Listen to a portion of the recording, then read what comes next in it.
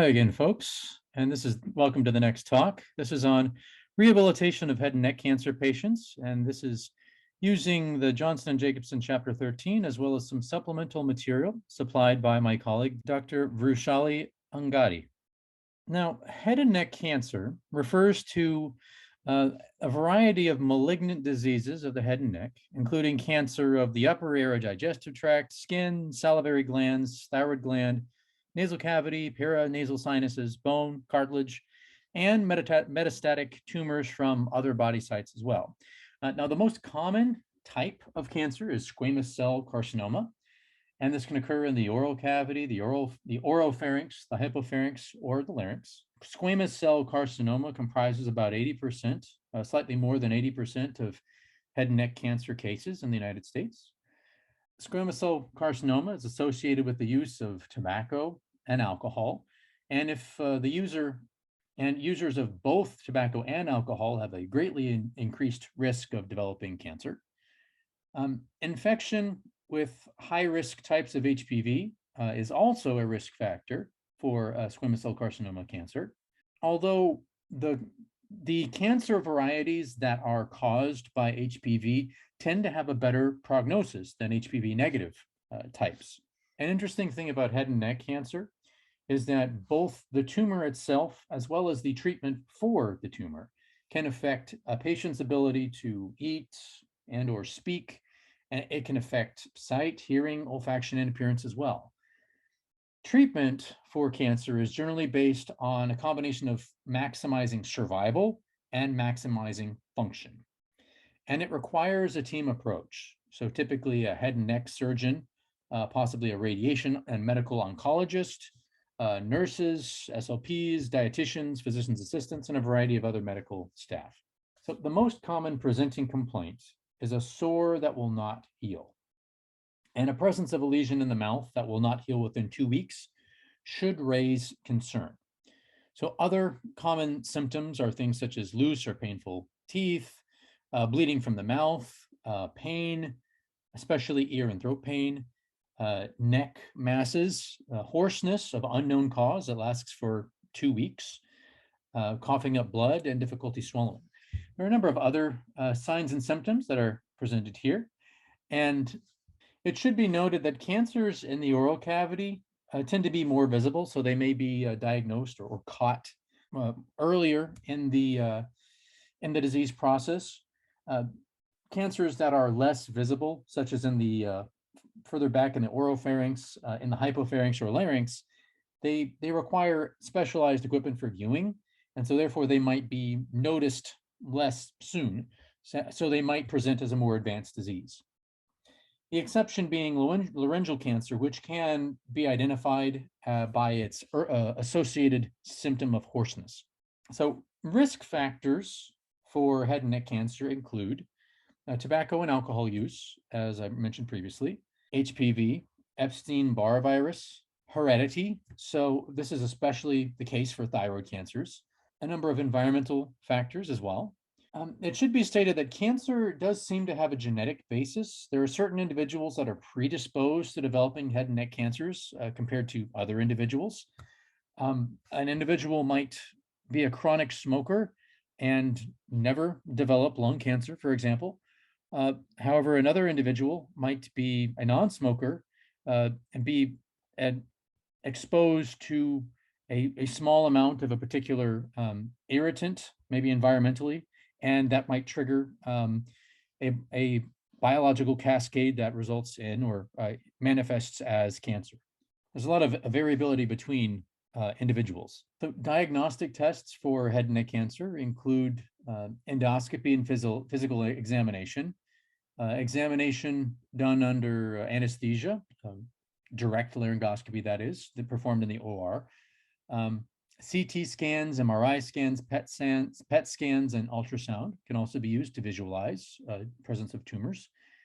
However, the only way to definitively diagnose cancer is a biopsy.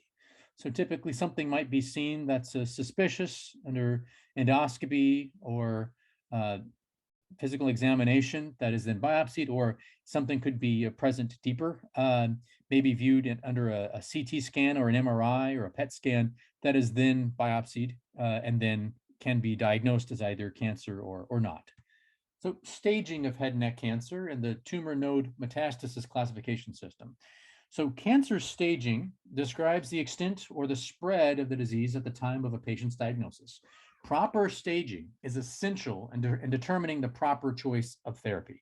So cancer staging is based on the tumor's size and whether or not it has spread to other areas of the body. The cancer stage is determined by subscales on the tumor node metastasis classification system. So this was developed by the American Joint Committee on Cancer under the premise that cancers of similar histology or site of origin might share similar patterns of growth. Now, okay, so tumor refers to the size and extent of the primary tumor, and this is given a rating of either TIS, so tumor in situ, so kind of a precancerous state, or tumor 1 through 4. So it's an increasing number indicates increasing severity or increasing size, and then TXs cannot be assessed.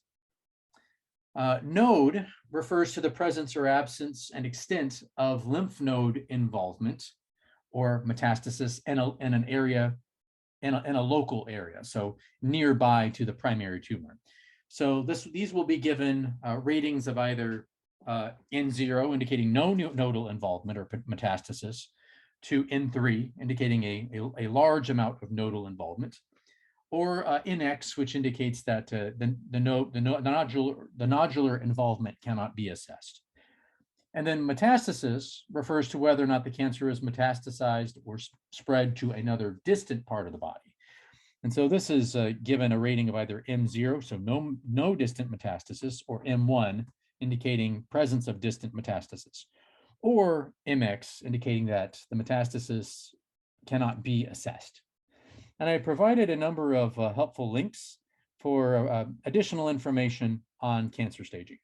Once the tumor node metastasis values are known, then a stage of 1, 2, 3, or 4 can be assigned. Cancer stage 1 represents an early stage, and stage 4 represents an advanced or late stage of disease. And generally, higher stages will require more aggressive treatment and have a poorer prognosis for survival. For example, a small stage 1 tumor of the vocal fold without nodal involvement or metastasis might be given a rating of T1, N0, M0, which might have a successful cure with only one modality of treatment, for example, maybe only surgery or only radiation. While an advanced stage, cancer stage 4 of the larynx, might have a large tumor and nodal involvement that might be given a rating of T3, N2, M0, and that might require 2 or more modalities. So perhaps surgery plus radiation plus chemotherapy in order for the patient to have a good chance of survival. So here's an example of the T staging for the oral cavity. So see here with T0, there's no evidence of primary tumor, TIS, carcinoma is in situ. T1 is a tumor of 2 centimeters or less in greatest dimension.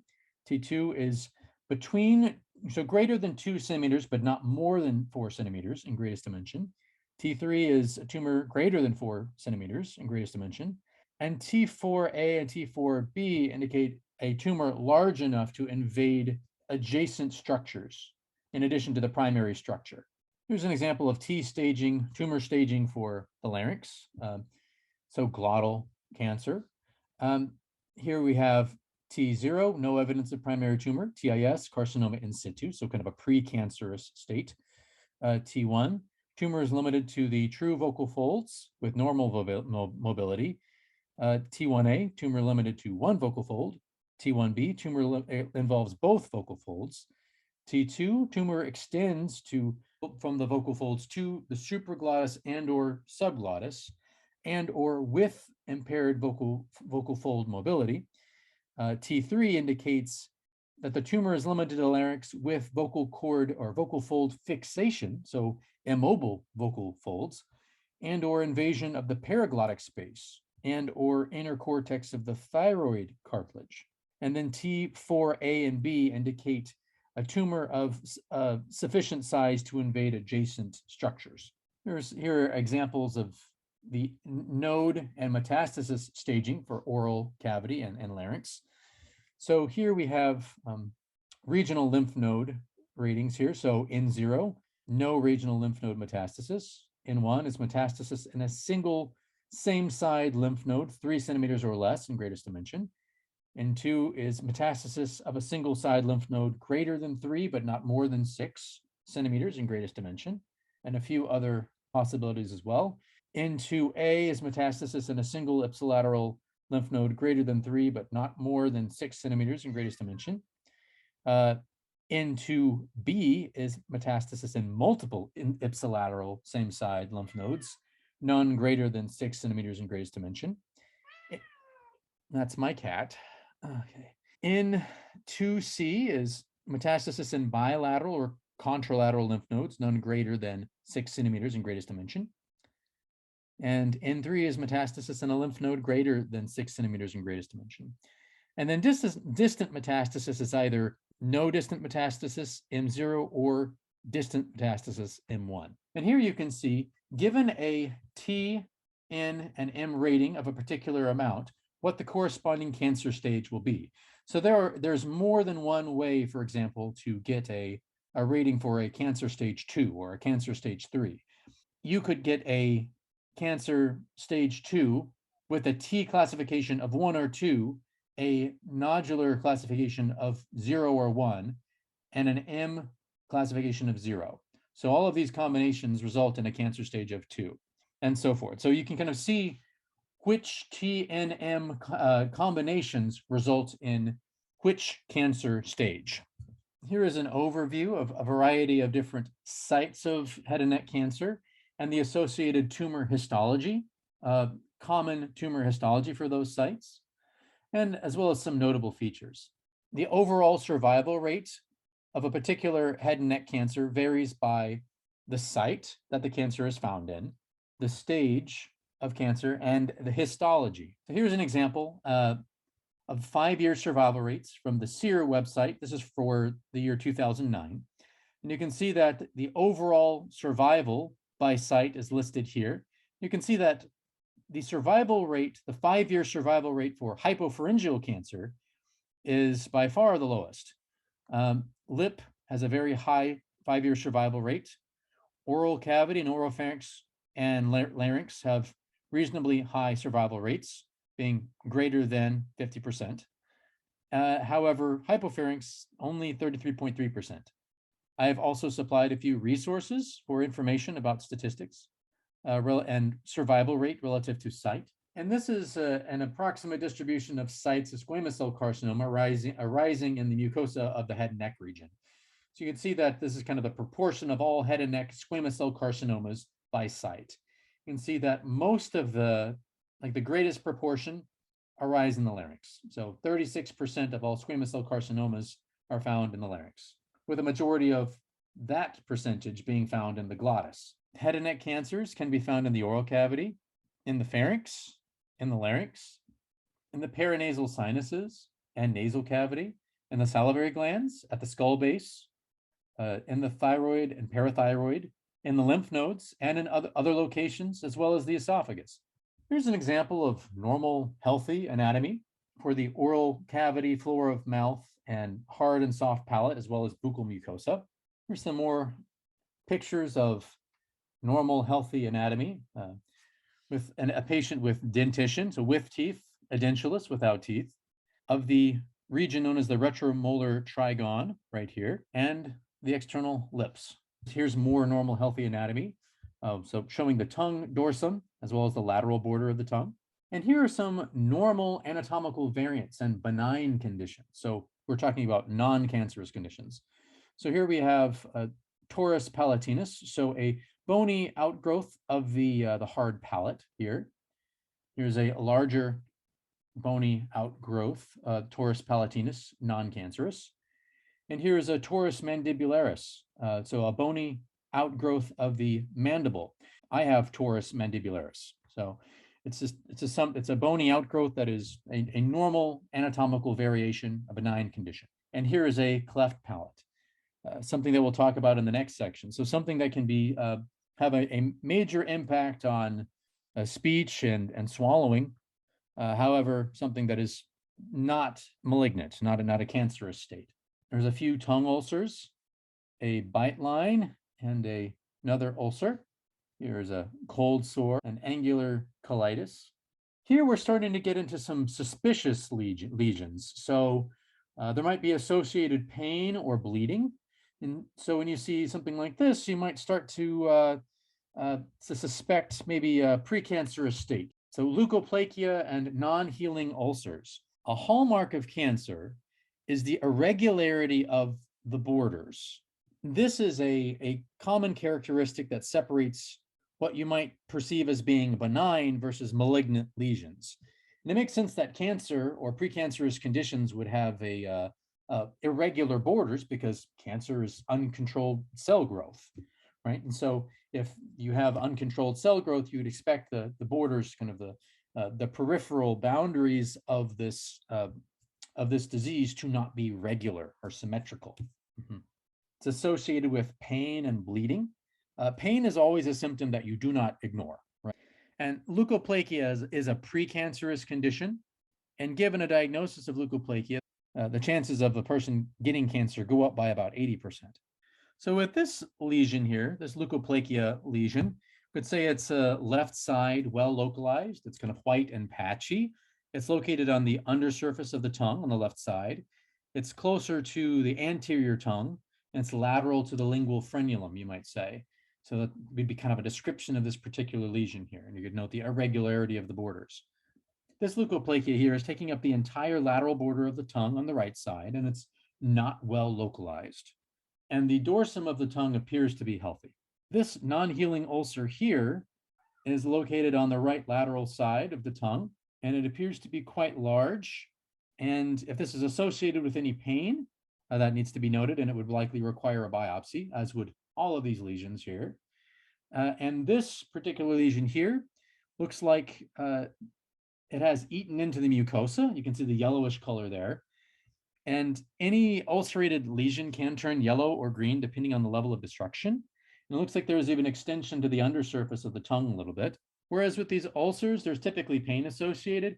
With leukoplakia, there may not be pain associated. It might just feel like there's a foreign body there present. Here are a few more suspicious lesions. And you should note that you can see that there are some discolorations. There's bulging here. They're localized at different locations. But they're all quite large and they look very unique.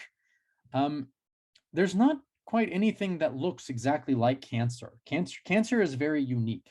A hallmark of cancer is that the lesion is irregular in appearance and that the margins are not well defined. You can see that a lot of these tumors here, or a lot of these lesions here, appear to be irregular and not very well defined. There would be concern for presence of carcinoma. Color doesn't matter as much as what the pathologist sees on the biopsy, right? The biopsy is the most important thing to get in order to diagnose a person with actually having cancer. A few more suspicious lesions. This one here is in the retromolar trigon area on the left side. Tumors in this region might be quite painful because they're near the maxillary and mandibular nerves. This lesion here is on the right side of the buccal mucosa. It appears to be well localized. It has an irregular appearance. This lesion here on 23 is also irregular in appearance. There's no set margins, and it's typical of a lesion that you might see in a tobacco chewer. And this lesion here on 24 is also irregular in appearance. It's located on the lower lip, the right side, near the vermilion.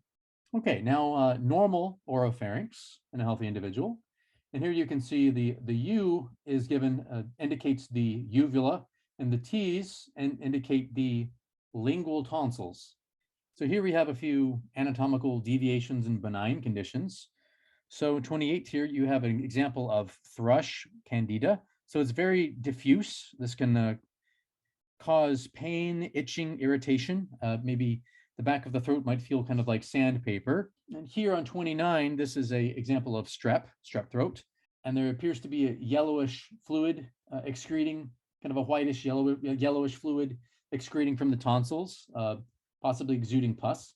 And here we have conditions that are likely malignant. So here you have a irregular lesion with irregular borders here on the uvula. And here you have an irregular lesion just past the faucial pillars here in the tonsillar region. If there is ever a concern for what might look like cancer, one should make a referral to a physician for a diagnosis. Laryngeal cancer can be broken down based on site, which is subdivided into the supraglottis, which includes the epiglottis, arytenoid cartilages, ventricular folds, and aryepiglottic folds. The glottis, which is the true vocal folds in the vocal process. The subglottis, which is beneath the vocal folds to the upper portion of the trachea, and includes the cricoid cartilage. And the hypopharynx, this includes the piriform sinus, the lateral pharyngeal walls, posterior pharyngeal wall, or the postcricoid pharynx. And here are some images of a normal oropharynx and larynx. And here are some mass lesions of abnormalities of the vocal fold cover. And so here we see a unilateral lesion that's relatively clear in color. One might think that this is a polyp, perhaps, due to its location and its unilateral nature. This here looks like this might be nodules, potentially, maybe possibly soft nodules due to the bilateral nature of them. Let's see here, this looks like this could be a cyst due to the kind of whitish color, lack of translucency, which might indicate that it's a cyst versus a polyp. So maybe something that is a mass that's maybe further, a little bit deeper than say the polyp over here.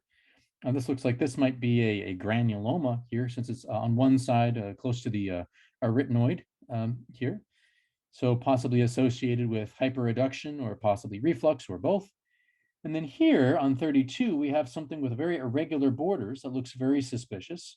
And one might have a concern that this might be laryngeal cancer. Here, there's a few figures on lymph node distribution. Diagnosis and management of cancer requires a multidisciplinary or an interdisciplinary approach. And so if there's any evidence of possible lymph node involvement, any masses on the neck, one should make a referral to the appropriate physician. And I included a link here to a resource on lymph nodes of the neck that you can check out at your leisure. And here are a few examples of enlarged lymph nodes that are concerning. So SLP responsibilities for head and neck cancer patients. So we can break it down in terms of the stage of treatment. So preoperative, perioperative, like during treatment, and then postoperative. So preoperative treatment responsibilities include taking a comprehensive case history, possibly performing laryngeal stroboscopy or endoscopic evaluation, possibly to assess a swallowing function, for example, possibly acoustic aerodynamic assessment, and preoperative counseling, pre-radiation counseling, possibly training strategies prior to the operation if the patient is going to have an operation. Postoperative responsibilities include rehabilitation for voice or swallowing, potentially alaryngeal speech if the patient has undergone a total laryngectomy, for example. Disease surveillance in conjunction with other medical professionals, including the ENT, and voice, swallowing, and airway assessment. Pictures should be taken pre, during, and after every treatment, kind of looking for persistent and recurrent disease. So any signs and symptoms of persistent or recurrent disease. So skills required by a head and neck cancer speech language pathologist. So this includes collaboration skills. So being able to play nice with other medical professionals, knowing the roles of each medical professional and how to best coordinate care, knowing when to refer to various specialists, understanding that there is a lot of overlap of responsibilities. You're not just the SLP, you can serve as a main link between the patient and the physician, the patient and the nurse or dietitian. In a lot of settings, SLPs may tend to stay in the background.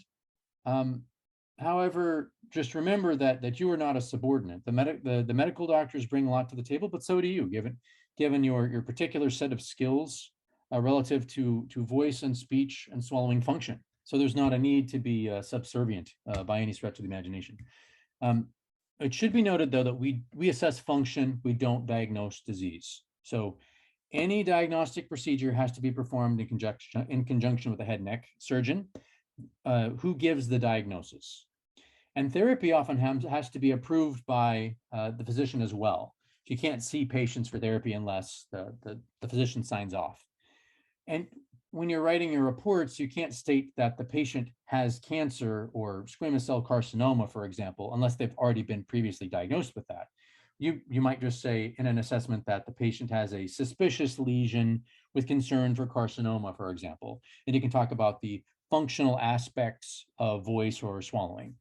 Typically, the physician is on call when an SLP does endoscopy, but as I said, this does vary from state to state. It will be important as a member of the multi or interdisciplinary medical team treating a head and neck cancer patient that the SLP establish credibility by having and demonstrating in-depth knowledge of the medical causes of head and neck cancer, surgical procedures, chemotherapy regimes and side effects, radiation therapy regimes and side effects, a variety of diagnostic skills, a knowledge of optimal treatment and rehab methodologies based on available evidence, the nature and use of devices and prosthetics used for management and rehab, and a thorough knowledge of the research. So one should read, practice. Practices in head and neck cancer change constantly. So one needs to be aware of these changes. You really need to know everything about everything when you're working with head and neck cancer patients. So your theoretical knowledge has to be really strong. You have to read every decent and seminal article in the field if you want to stand shoulder to shoulder with other medical professionals, so that when you advocate for your patient, you know what evidence exists to support your decisions.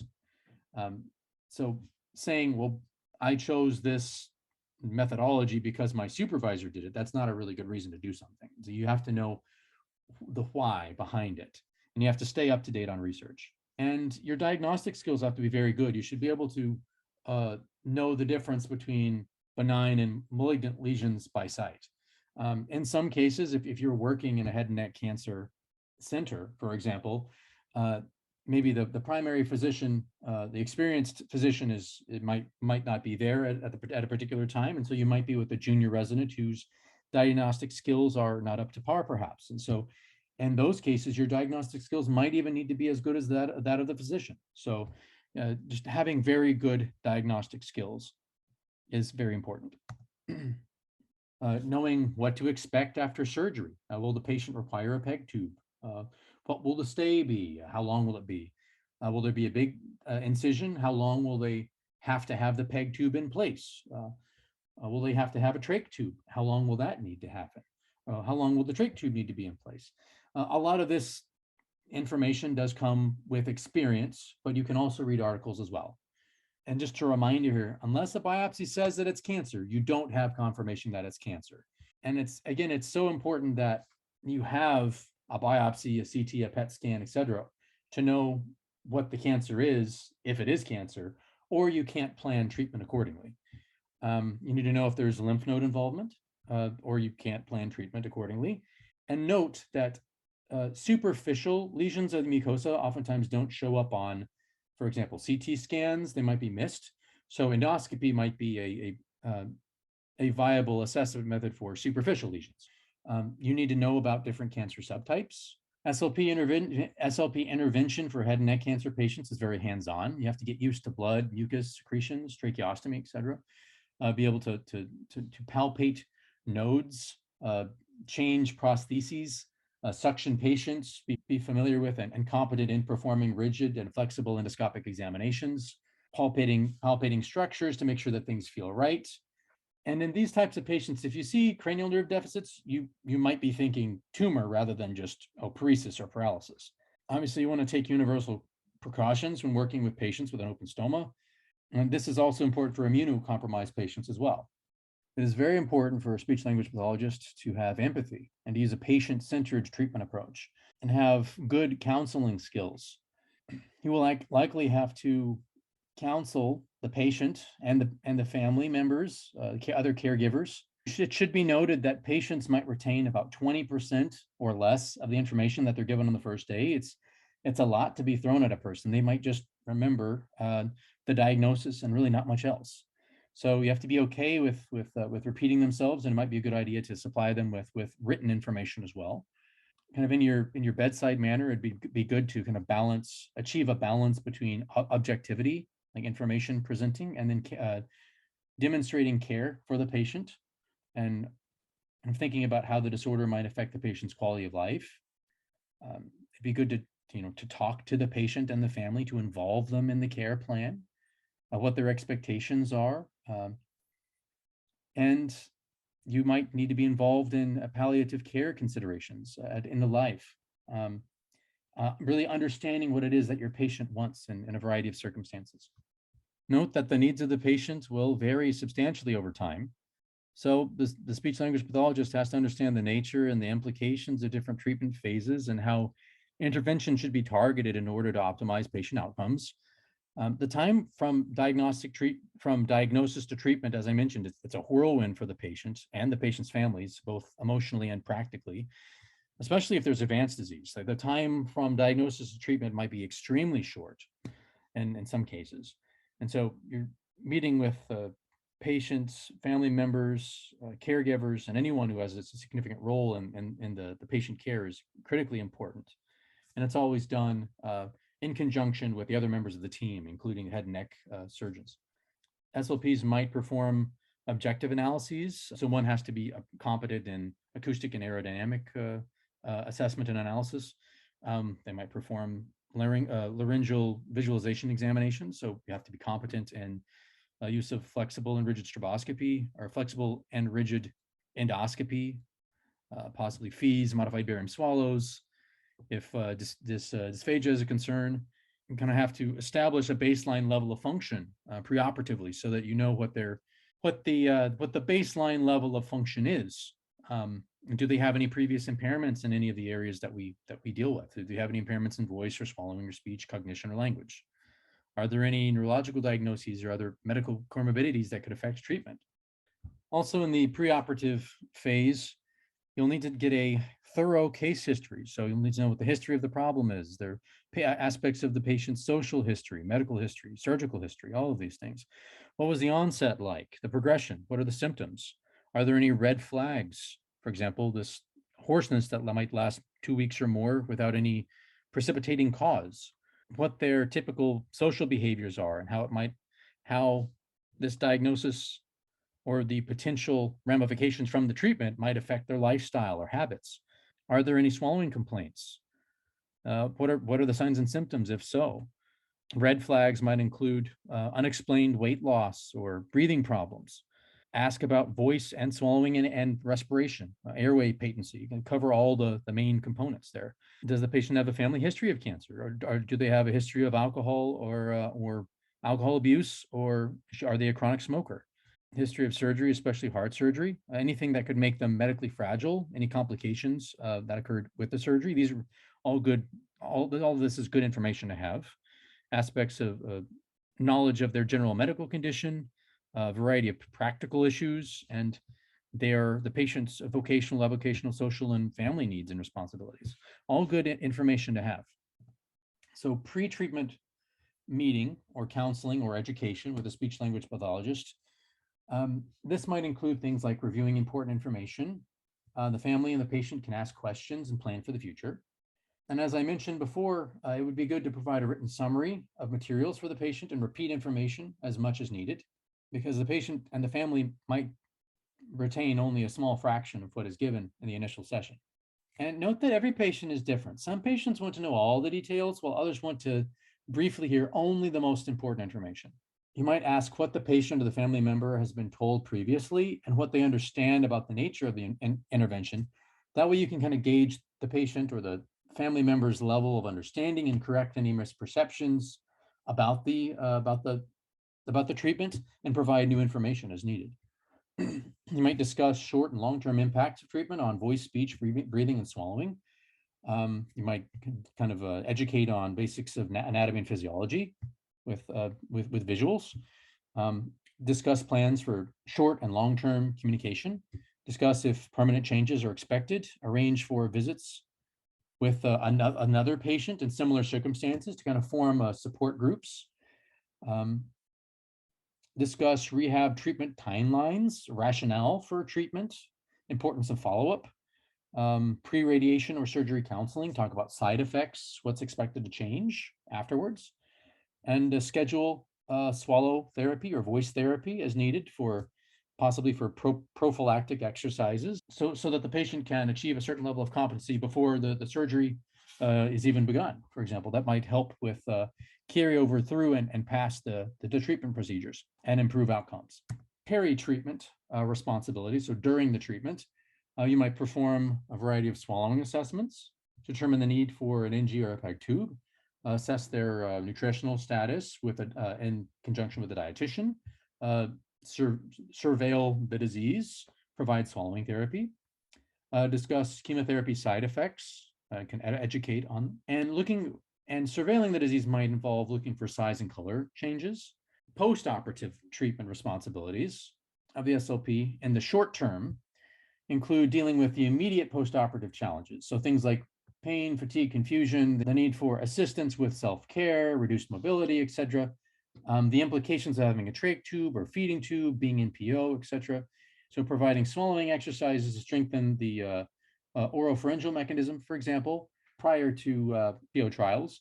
You might educate in and train in use of AAC, for example, until the swelling goes down, the trach tube is removed. Education and training in secretion management. You might advance to decannulation of the trach, maybe cuff deflation trials for voicing. If the larynx, if the vocal folds have been preserved, you could maybe trial for use of a passing mirror valve, speaking valve. And this is always done in close coordination with other medical professionals. You might provide behavioral therapy with a focus on compensatory techniques and maneuvers. So managing treatment side effects, maintain function with oral mechanism exercises to mitigate muscle fibrosis and atrophy. This is extremely important, especially in the case of radiation therapy. And you might educate the patient and the family about the nature and the course of rehab, education regarding goals, plans for discharge to home, and whether or not the short-term placement in a rehab facility or a SNF might be necessary prior to return home. Post-operatively, in terms of long-term rehab, after medical treatment is finished and the acute side effects, such as swelling and edema, have started to diminish, then you can pursue a more aggressive rehabilitation program so that the residual deficits can be addressed. The amount of therapy needed will vary from patient to patient, depending on the deficit severity, the patient's motivation, and the patient's goals. This might be performed in an outpatient setting, so the patient might come in to a clinic for therapy. The speech language pathologist might design a home exercise program performed a number of times a day for continued use outside of therapy. The patient might require continuing education and instruction in use and management of special equipment or prosthetics, or use of the exercises, for example. They might require education and instruction in long-term trach tube management, suctioning, use TEP management, PM valve or electrolarynx management as well. They might require long-term swallowing, voice, or articulation therapy, alaryngeal speech rehab in the case of laryngectomy, use of tracheoesophageal prosthesis or TEP, training in esophageal speech, so a variety of alaryngeal speech training regimens, possibly setting up the patient with a variety of stomal accessories such as a HME, TEP evaluation and maintenance, so kind of tracheoesophageal speech. Again, disease surveillance as in previous stages. And it should be noted that when it comes to cancer treatment, patients are never truly discharged from care. Regular follow-ups with a head and neck surgeon, radiation oncologist, medical oncologist, et cetera, other medical personnel are a must. Typically, patients are seen every 3 months for the first year, every 6 months for the next 4 years, and every year once they cross the 5-year survival mark. So, and you should always check in with your patients for any voice and swallowing issues. Remember, some treatments such as radiation therapy have delayed effects. They can continue to be just as bad or possibly even get worse over time. Other postoperative SLP treatment responsibilities. So after the patient has had cancer, the tissues won't look normal and function will never be normal again. The patient has a new normal. This is your new normal, and this is healthy for you now. You're always going to be swollen from this point on. It's difficult to determine whether or not the swelling is from radiation or from the tumor. So you have to kind of assess the disease versus the treatment. The treatment itself can be very harmful. Note new swallowing changes, voice changes, presence of new lumps or bumps, which might be an indication that the patient needs to come in and get a checkup. Emphasize follow-up with your patients, teach self-examination, teach awareness of symptoms. And again, follow-up, very important. And the patient will deal with a lot of delayed effects from therapy. So knowledge about the impact of head and neck cancer and its treatment is needed to design an effective therapy program. Note that the focus of treatment might change over time. So it might be a compensatory or a management approach and a maintenance before or during the cancer treatment to then a change to an aggressive rehab management approach after treatment once the acute effects subside. And as I mentioned before, optimal treatment is multi or interdisciplinary, even more so than other populations. One study indicated that more than 20 different medical specialties can be involved in the treatment of a given head and neck cancer patient. And so the large number of medical professionals involved makes communication very difficult, frustrating, complex, and chaotic.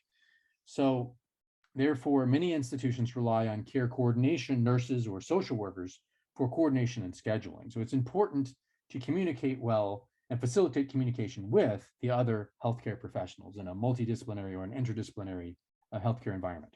Therapeutic exercises should be targeted to the affected area and should be performed aggressively in the post-op stage several times a day for optimal therapy, for optimal outcomes. And exercises chosen should follow exercise physiology-based training principles such as specificity, intensity, and progressive resistance. So exercises should be appropriate for the targeted task, so specificity principle. So if you want to get good at swallowing, one should practice swallowing, for example. That's the best exercise for swallowing is swallowing. Exercises should be performed at moderately challenging intensity over time. So not too easy, not too hard, and they must be progressively increased with respect to intensity to continue making ongoing gains. So the principle of progressive resistance.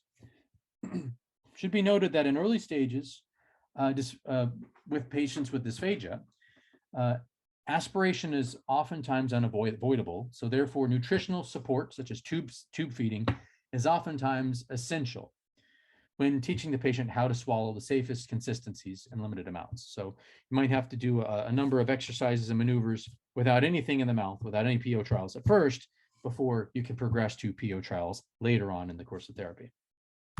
And with respect to oncologic decision-making, the choice of treatment is based on the site and stage of cancer, individual medical and social situation of the patient, and their own desires.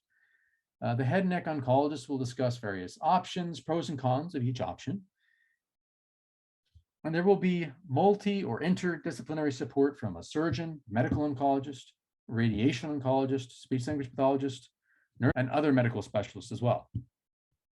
Treatment decisions should be based on which option provides the greatest chance of cure and which option will result in the fewest functional limitations after treatment.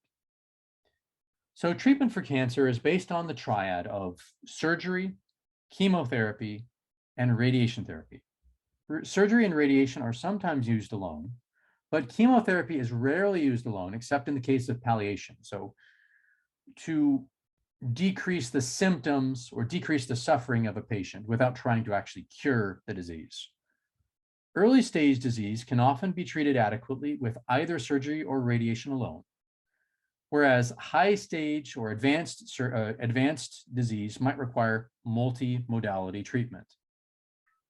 Again, the general goals of cancer treatment are to eliminate the cancer before it spreads to other tissues and to do so with the least negative impact on the health, function, and quality of life of the patient. The goal of surgery, for example, is to remove the tumor itself and leave a healthy margin of cancer-free tissue, and then close or fill the defect in such a way that it has the least negative impact on the patient's appearance and function. So surgical intervention options include primary resection, so surgical removal of small tumors. And generally speaking, the smaller the resection, the less impact the surgery will have on a patient's function.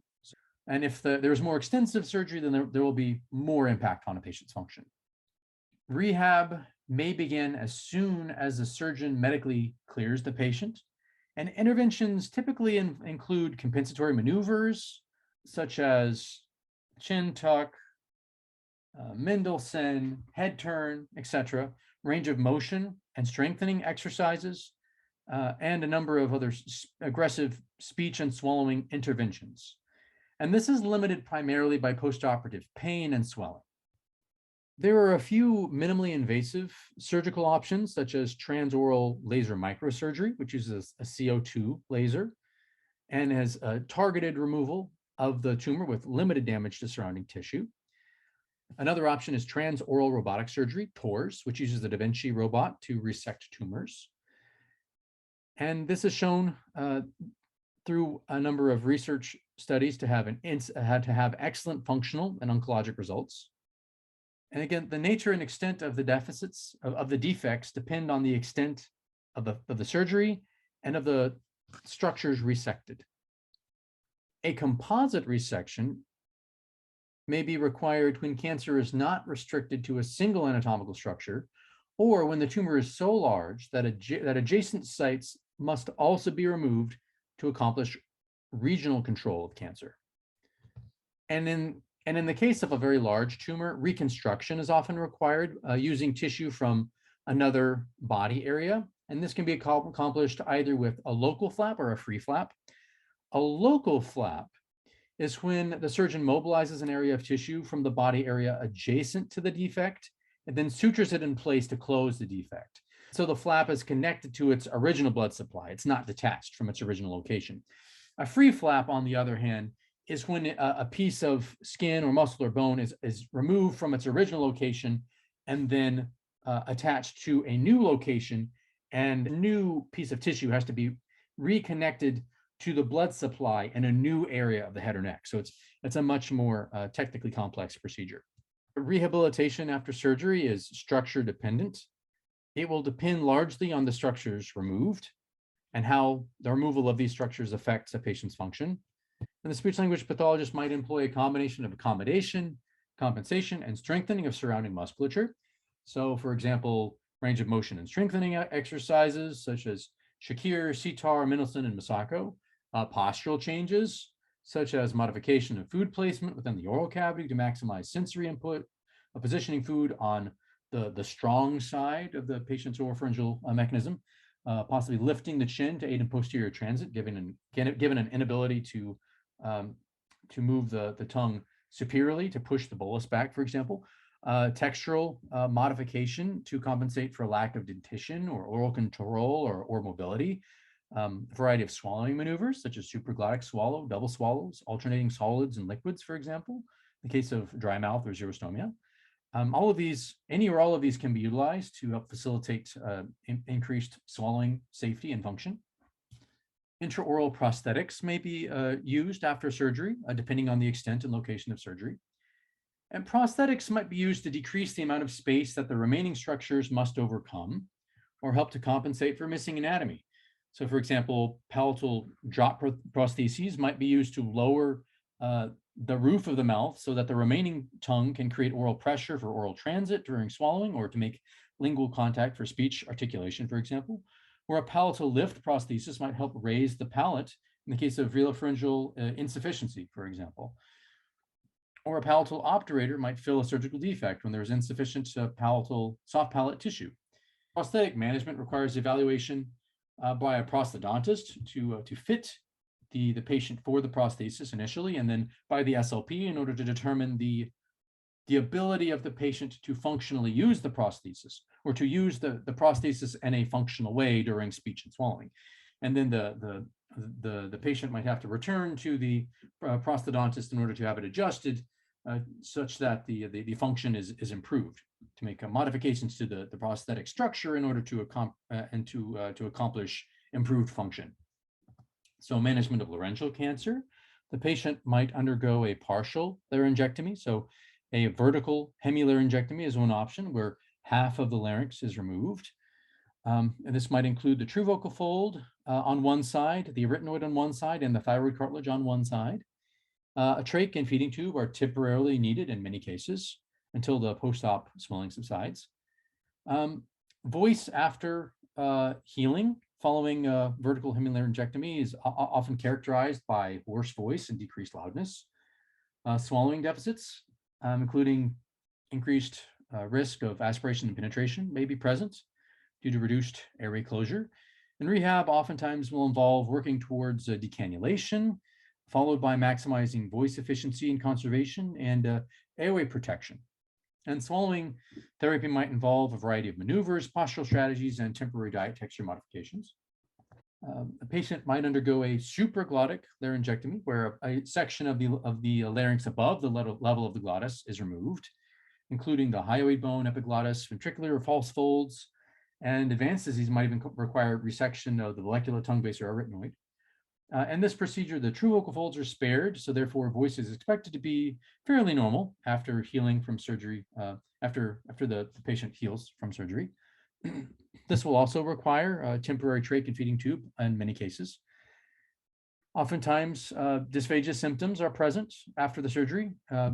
They might be characterized by poor timing of airway closure, reduced airway closure, reduced sensation affecting airway protection, and reduced swallowing strength and efficiency. And rehab oftentimes involves working towards decannulation, followed by maximizing airway protection. And swallowing therapy might involve swallowing exercises, variety of maneuvers, postural strategies, and temporary diet texture modifications. Supracricoid partial laryngectomy might be performed in some situations where most of laryngeal structures are removed, and the remainder of the structures that are left are then reconstructed to form an area that are able to function effectively for quote unquote voice. I say quote unquote voice because voice involves vibration of the vocal folds. When the vocal folds are removed, it's a quote unquote voice or pseudo voice. So the remainder of the area is reconstructed to form an area able to function effectively for quote unquote voice, breathing, and swallowing. An appropriate patient selection is critical for success of this procedure. It's based on a variety of disease variables, pulmonary status of the patient, patient's motivation, and their ability to participate in aggressive rehab for a prolonged period of time. So the true vocal folds are removed, but at least one arytenoid may be preserved. And then the new source of sound for quote unquote voice is then approximation of the arytenoid cartilage to either the epiglottis or base of tongue. And those structures vibrate together, creating a quasi-periodic vibration of structures that then create the acoustic pressure changes or sound. And there are two varieties of supracricoid partial laryngectomy, cricohyoidopexy and hyoid epiglottopexy. And in the first, the cricoid is sewn up to the hyoid so that the base of tongue and epiglottis can facilitate airway closure. And in the second, it's more extensive and the epiglottis is also removed. This procedure will also require temporary trach and feeding tubes, and it results in a variety of swallowing difficulties, decreased airway protection, poor airway closure timing, and delayed swallow initiation. And rehab involves training the patient to protect their airway by adduction of the arytenoid to either the base of tongue or epiglottis via new adduction exercises of the new closure pattern, a variety of swallowing strategies, postural changes, and initial diet modifications. These might also be used. Total laryngectomy involves removal of the entire larynx, including the hyoid bone, thyroid cartilage, strap muscles, epiglottis, cricoid cartilage, and upper 2 to 3 tracheal rings. So a lot of tissue is removed here. And this requires complete diversion of the airway to the neck via creation of a permanent tracheostoma. And there's no longer any connection between the lungs and the mouth or nose. So once after this procedure, risk of aspiration is no longer an issue, as the airway is completely removed from the digestive tract. So you have an airway tract and you have a digestive tract, and they're separate. This is often performed as treatment for advanced disease or as a salvage total laryngectomy in the case that other methodologies such as chemoradiation have failed. And swallowing difficulties are common due to postoperative swelling. And the swelling may decrease pharyngeal driving force or result in cricopharyngeal spasm, which is then addressed via diet modifications and possibly base of tongue exercises, assuming that the base of tongue is left intact. This operation requires a permanent tracheostomy and a temporary feeding tube. NPO status might be prolonged depending on how long the healing process takes. As the vibratory source for phonation, that is the true vocal folds, is removed, therefore voice must be produced via alternative methods, such as an electrolarynx, via esophageal speech, or tracheoesophageal speech. So here are two pictures here, pre and post laryngectomy. So here's the normal upper aerodigestive tract anatomy. And here we have a post-total laryngectomy with a separation of the airway from the digestive tract. So a permanent tracheostoma. So alaryngeal speech rehabilitation. The extent of surgery, the patient's medical status, motivation, preferences, proximity to rehab resources, and medical insurance coverage all impact the choice of alaryngeal speech options. The goal in all of these methods is functional communication. So one option is artificial larynx or electrolarynx. With an artificial larynx, there is a vibration of a membrane or a diaphragm on the device that creates a tone or a buzz. And this buzz is the new voice source. This device is held to the patient's neck, or possibly an intraoral tube is placed within the patient's oral cavity. And thus vibrations are transmitted either through the neck submandibular tissues to the vocal tract, or through the tube into the mouth of the patient. And the patient performs articulation while the device is held in place that can then yield reasonably understandable speech. And most of these devices allow for manual adjustment of pitch and loudness. SOP instruction typically focuses on use and care of the artificial larynx. Proper optimal device placement might be an early target. And then once optimal placement has been found, then you can work on coordination of controls during speech, proper enunciation, so over-articulation, proper rate, proper phrasing. And then therapy might progress from production of short phrases to transition to conversational speech.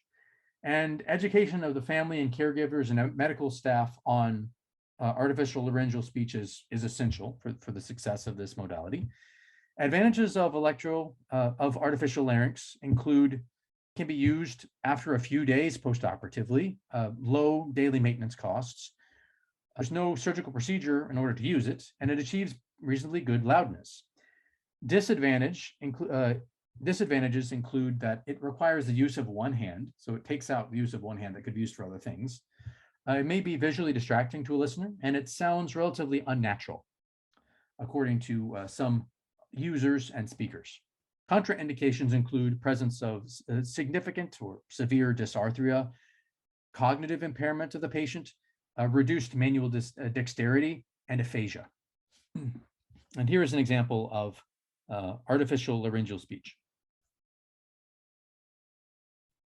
So, Mr. Brooks, as a volunteer fireman, you're utilizing your electrolarynx or your little cheater, right? When you are doing it. Can you tell us about or could you give us an example of when you're using the little cheater during a call? Right. When I get on the fire truck and all going out on the nose, I have to be able to talk to the big bag in the sheriff's office. And I get on that back for two-way radio mic with my little hand and out there like this, and keeping up weakness, communicate back and forth. I use the ends on the two-way radio. And they can understand you. And they can understand all the words I'm saying. Outstanding. So because of that, you're able to still continue to be a volunteer fireman. I'm still a volunteer fireman with the use of this right here. How long have you been a voluntary fireman? For 52 years. For 52 years. 52 years, it's still going. And you'll still keep going as long as you can? As long as the good Lord lets me live, I'll still be there. Outstanding, outstanding. Thank you very much, Mr. Brooks. You're welcome.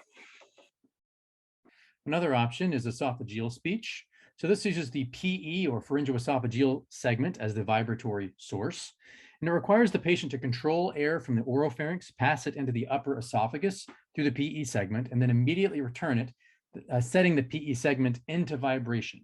And this vibration is resonated through the vocal tract and then articulated into speech. It's kind of similar to swallowing air and burping speech. The amount of air supplied past the PE segment must be constantly replenished for speech, though. So this kind of limits the length of phrases that can be performed. It's initiated after the patient is eating a regular diet, about 2 to 4 weeks post-op. And there's 2 different methods that can be used, either inhalation or injection methods.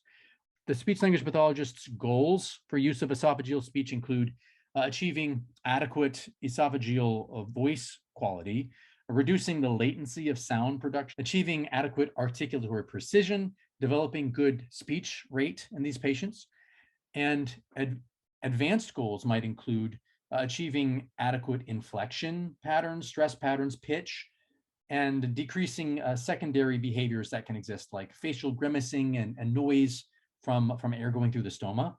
And one of the things about esophageal speech is that it takes a very long time to learn, for the patient to learn, even with skilled therapists. So advantages include that it's relatively natural sounding, more so than electrolarynx speech. No device is needed, it's hands-free, and there's no maintenance costs once it's been learned. Disadvantages include the low loudness level, slow speech rate, and requires significant time investment to learn, a high fatigue rate and failure rate, maybe 40 to 70% in some patients. And therefore, having a secondary option like an artificial larynx is oftentimes necessary. And contraindications for use of esophageal speech include hearing impairment, cognitive impairment, dysarthria, surgical reconstruction of the pharynx or esophagus, and lack of access to a trained esophageal speech teacher. And here's an example of esophageal speech. Hello. My name is Dora, and I have a voice. And another option is tracheoesophageal speech. So this uses a surgically created fistula or hole between the trachea and esophagus. It uses a one-way silicone valve, referred to as a tracheoesophageal voice prosthesis, or TEP, that is placed within this TE tract within the fistula to keep the fistula patent or open and to allow voicing while preventing aspiration. So it allows pulmonary air, so air from the lungs, to be transmitted into the esophagus via the TEP, where air puts the PE segment into vibration. And this vibration is then resonated throughout the vocal tract and articulated or shaped into speech, just like with esophageal speech. The TEP can be placed either during the laryngectomy surgery itself, this is referred to as primary placement, or at a later time, which is referred to as secondary placement. And the TEP can be either indwelling, placed by an ENT or SLP that has specialty training, or it can be non-indwelling, which is patient maintained. Treatment focuses on achieving adequate valving with minimum effort, on reducing the latency between stoma closure and voicing, and on achieving adequate articulation, phrasing, and rate of speech. The advantages of tracheoesophageal speech are a high success rate. It's easier and faster to learn than esophageal speech. It has a faster rate, a higher loudness, and it's more natural sounding than esophageal speech. Disadvantages include there's daily care and maintenance involved. The TEP must be replaced periodically. The device cost, the fact that surgery is required, and there are potential complications. For example, aspiration risk if the TEP is not regularly replaced, or if there's some malfunction of the TEP or a tearing or a complication with the fistula. Contraindications include a history of esophagectomy, tracheal resection, severe esophageal dysmotility, gastroparesis, cognitive impairments, reduced patient manual dexterity, and or decreased visual acuity. The latter two are important if the patient is using a non-indwelling TEP that has to be maintained by the patient. And here's an example of TEP speech. Hello, my name is Tora, and I have a voice. So you can see that the latency is much less. It's more natural sounding, and the rate of speech is considerably faster than with esophageal speech. It should be noted that with the presence of a tracheostoma, the patient is breathing from a hole that was created in the neck, and thus the air is no longer filtered or conditioned by the heat and moisture from the upper airway, as it was previously before the stoma was created. And also the normal airway resistance that was previously provided by the upper airway structures is no longer available. So this has a potential negative impact on the patient's pulmonary health, which includes things such as increased cough and sputum production. There are cloth and foam stoma covers, as well as things called heat and moisture exchange systems, HMEs, that are available to cover the stoma. And HMEs are these disposable filter cassettes, they call them, that are placed in a housing that's attached either peristomally around the stoma or intraluminally, so in the lumen within the stoma. And long-term use is associated with a decrease in sputum production, reduced cough, and improved pulmonary function in patients. It should also be noted that AAC may be required for use by head and neck cancer patients. It can be beneficial in the early post-op phase. It allows for communication between staff and the patients. It provides the patients a sense of control when the patient feels that they have very little control of the current situation. And there's a number of options that we've discussed previously, such as pen and paper, word picture boards, PEX boards. More high-tech options are available as well, so phone apps, tablet apps as well, or just texting and emails. Training medical staff to phrase questions in yes/no formats might be very helpful as well during this phase. Okay, and a little discussion of non-surgical treatment of head and neck cancer. So radiation therapy. Radiation can be used alone in the case of small tumors or in combination with chemo and or surgery.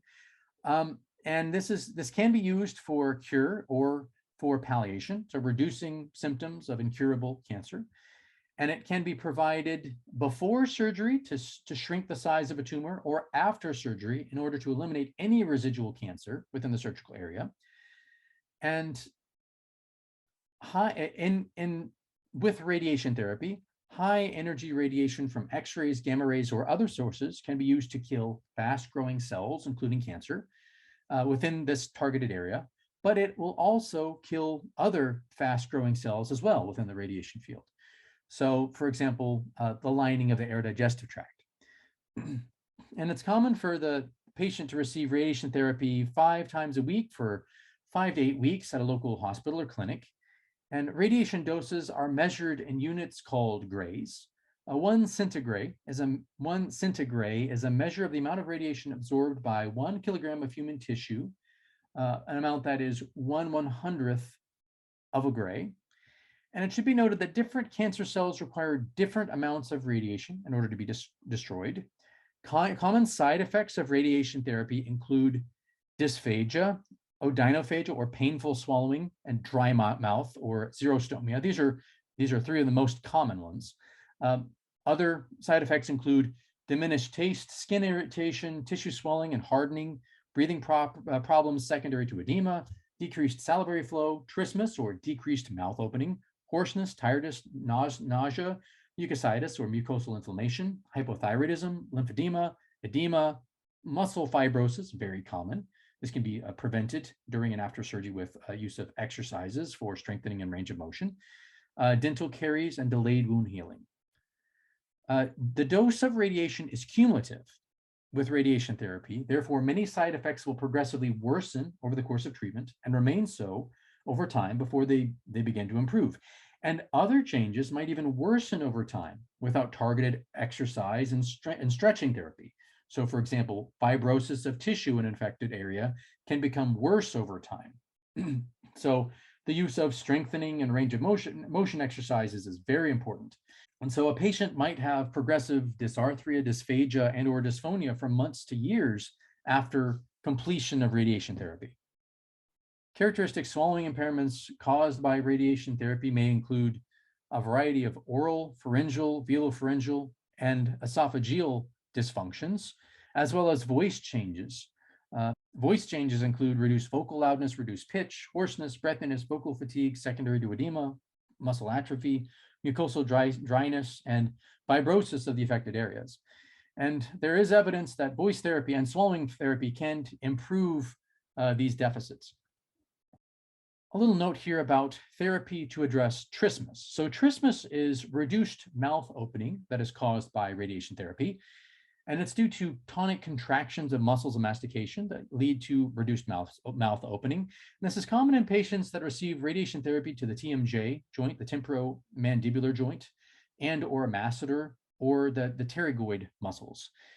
And associated complications include reduced PO intake, difficulty speaking, and poor oral hygiene as a result of not being able for the patient not being able to brush their teeth due to the reduced mouth opening. And the use of a number of devices, including the Therabite and the Dynasplint, as well as tongue blades, have been found to be effective in increasing mouth opening in these patients. And this includes the use of a 7x7x7 protocol, in which the case the patient holds the jaw open for 7 seconds, 7 trials or reps are performed, and then the patient does it 7 times a day.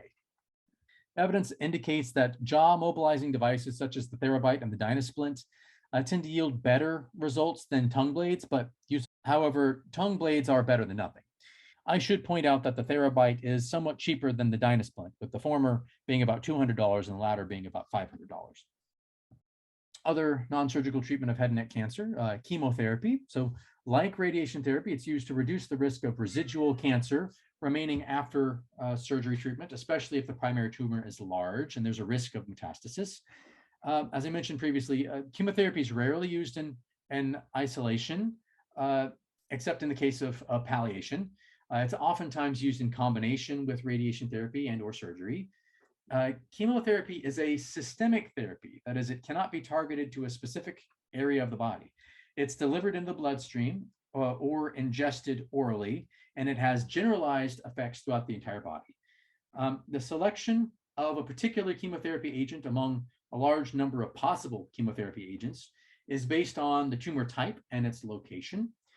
Some agents are toxins that attack fast-growing cells throughout the body, kind of similar to radiation therapy, except for on a systemic level or a systematic level, while other agents act as radiosensitizers to make the tumor more susceptible to radiation therapy.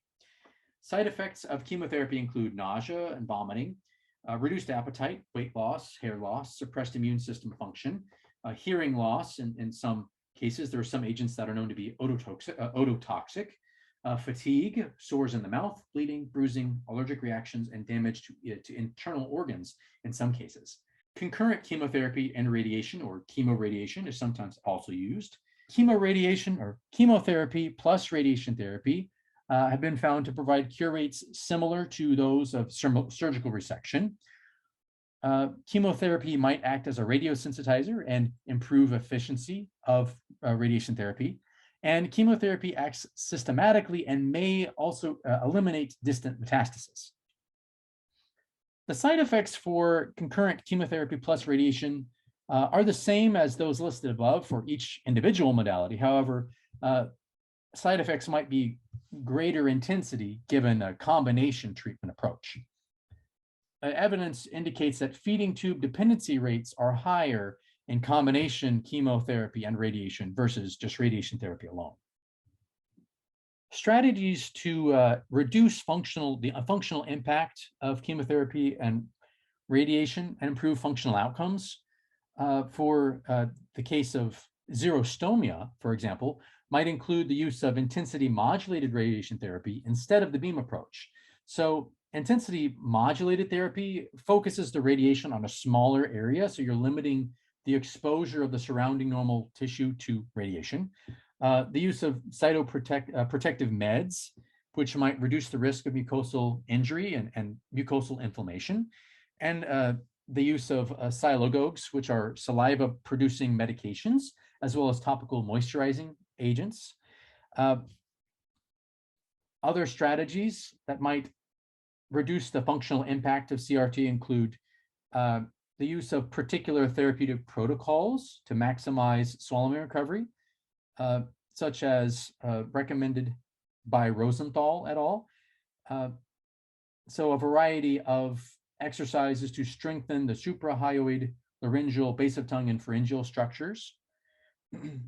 Research suggests that speech language pathology provided therapy during radiation therapy is feasible and cost effective in terms of reducing tube feeding and hospitalization links and costs. And typical exercises may include exercises such as the Mendelssohn, the Shakir, tongue hold, and tongue resistance exercises that in some studies were performed 5 times a day. The exception being the Shakir was performed only 3 times a day. And falsetto, phonation, and gargling exercises were also included for some patients. Okay, a little bit about prognostic indicators for functional outcomes and quality of life after head and neck cancer therapy. So rehab of head and neck cancer patients is different from patients treated for cancer at other sites because, well, when a patient has head and neck cancer, has cancer of the head and neck, this has functional ramifications on speech, communication, eating, swallowing, voice, and appearance. And general health measures might not adequately address the specific challenges of a head and neck cancer patient. Mortality rate and life expectancy have historically been used as the primary criteria for treatment efficacy, which is valid. I mean, you want to know how long a person has survived after the therapy. However, given patient survival, it's important to note what the impact of the treatment has been on the function and the quality of life of the patient. And quality of life might be defined as kind of the gap between one's actual functioning level and one's ideal standard. So what is the gap between the ideal and the actual, right? And there are a number of validated tools and instruments that have been created for measuring the functional level and quality of life of head and neck cancer patients after treatment. And this is important because we have to consider the patient as a whole individual. And these are given by this table in your book, and you can check these out here. It should be noted that feeding tube placement, chemotherapy, radiation therapy, baseline smoking, and baseline depression are all predictors of poorer quality of life at 1 year after treatment. Tumor size and extent of surgical resection predict impact on speech and swallowing, the amount of rehab that is needed by the patient, and the amount of time that rehab will take. And also note that earlier onset of therapy and the use of biofeedback is associated with quicker attainment of therapy goals. I have also provided a number of resources, such as the SEER website for a good resource for statistics on head and neck cancer, as well as a few other resources. And check these out at your leisure. And references for the various images that were used. Okay, and that concludes this lecture. Thank you so much for watching, and I will see you in the next one.